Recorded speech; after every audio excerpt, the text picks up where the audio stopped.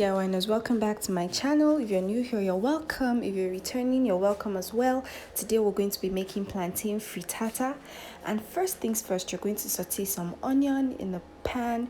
You're going to go in with some bell peppers. If you can lay your hands on all of the colors, it's perfect, but if you still don't get it, you can just use one type and it would still taste amazing.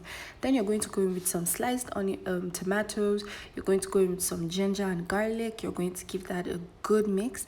Then you're going to go in with some of your seasoning and spices. Don't worry about the detailed recipe. I'm going to drop that in the description box so that you can always refer to it when you're making yours. And then once that is sauteed, you're going to take that out of the heat. So this in summary is what you're going to be needing for the next step: 3 eggs, and then your sauteed vegetables and your fried plantains. So you're going to add some salt to the eggs, and then you're just going to beat that. You're going to beat it so that it combines, and then you're going to pour it over the vegetables. Now I like to divide it into like 2 parts, of course with one being more than the other. Then you're going to pour the eggs over that, and then you're going to layer all of the plantains on top. At this point, you're going to make sure that your heat is on low heat, extremely low heat, so that it will just allow the egg to slow cook, and as it forms, it would just help the plantain stay in place. Then the last part of the vegetables that we sauteed, I'm going to add it on top for a bit of color.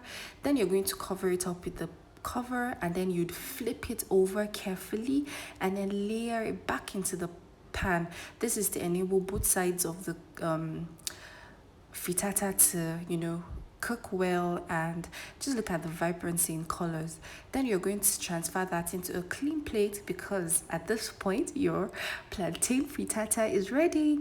Then you're going to slice this into parts, however you like it, and then you dish and enjoy. If you enjoyed watching this recipe, please remember to like, subscribe, and share the video as well, so that more people can see it, and whenever we have new recipes up, you'd be the first to be notified. So thanks for watching, and I'll see you in my next post. Bye.